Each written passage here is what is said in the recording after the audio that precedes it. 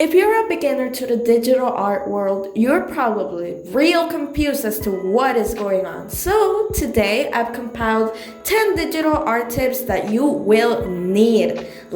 I'm telling you, this is what you need in your life. This could be the breakthrough between making mediocre art to making great art.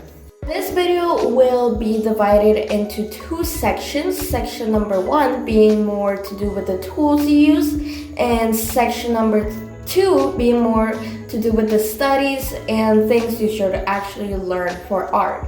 So let's start with number 1. First of all, I'd say to definitely choose your drawing tool very carefully.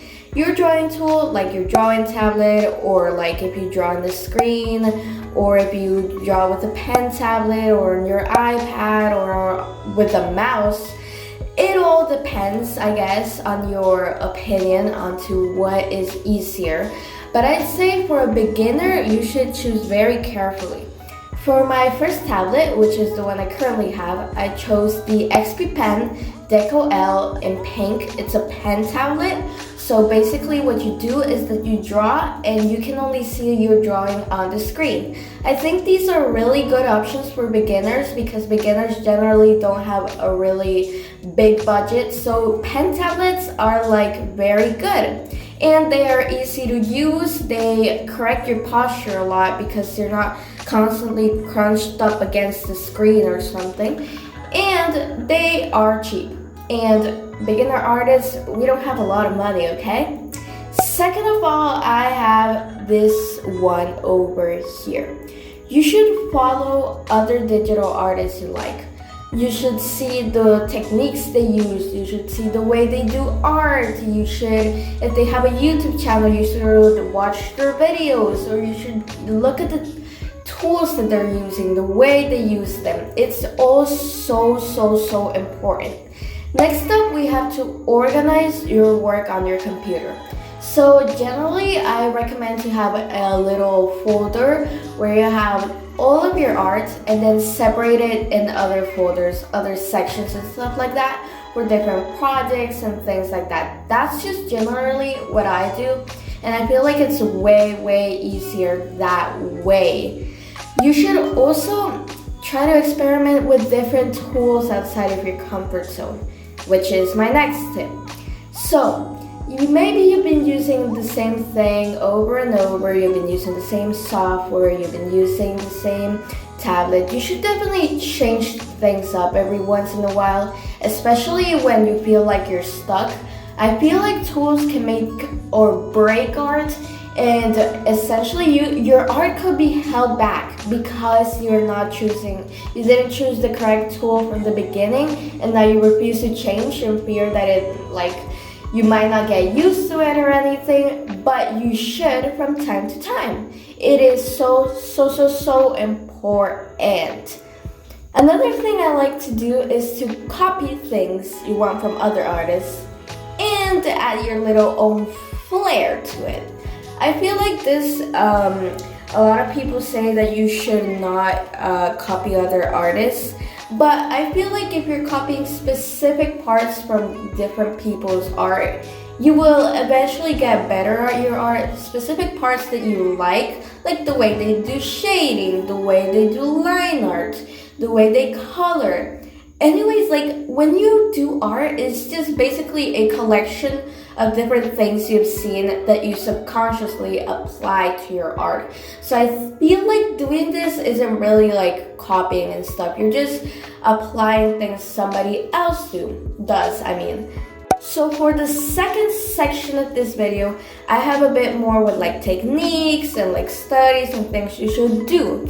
So first of all, use clear references. Not just references, I know you've heard that before.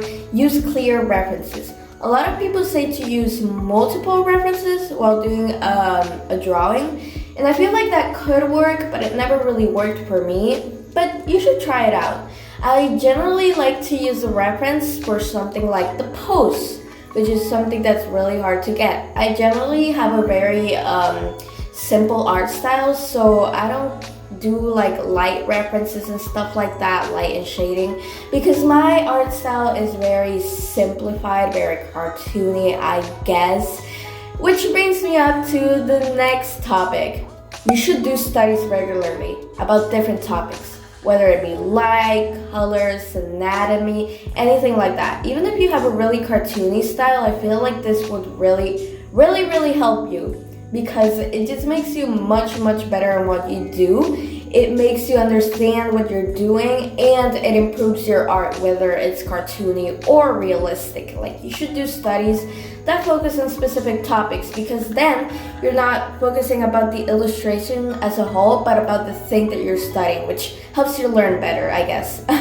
Next up, you should choose your shading style. So this is so important.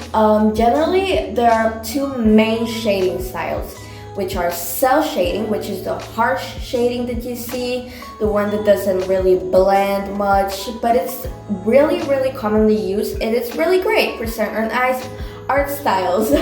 And next up, we have soft shading. Soft shading is generally very good for more realistic, but it can still be used on more cartoony art styles, you could say.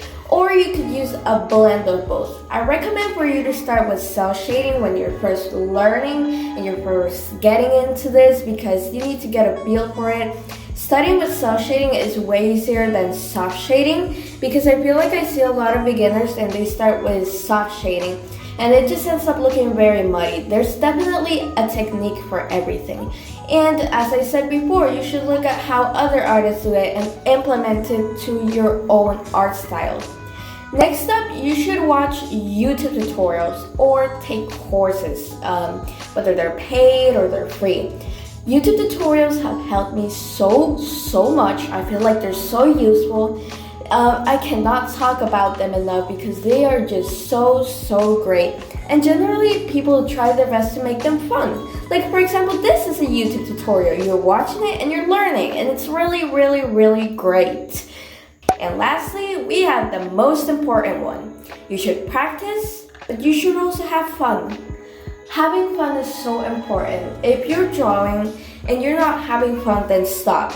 Take a break and do something else, like watch a movie or something. Get that inspiration you need. Do something else, because this can make or break you. I feel like sometimes I want to grind so much and I want to do like 5 drawings in the span of like 4 hours, and it's just a lot for me. Like, if you take breaks in between, I swear that will help so much, will make the process much shorter and much more fun. So anyways, this is the end of the video. I hope it was helpful. If it was, I would like to ask you to subscribe. Want to know why? Because I'll be posting many more art tips and tricks and challenges and things like that, which you might be interested for.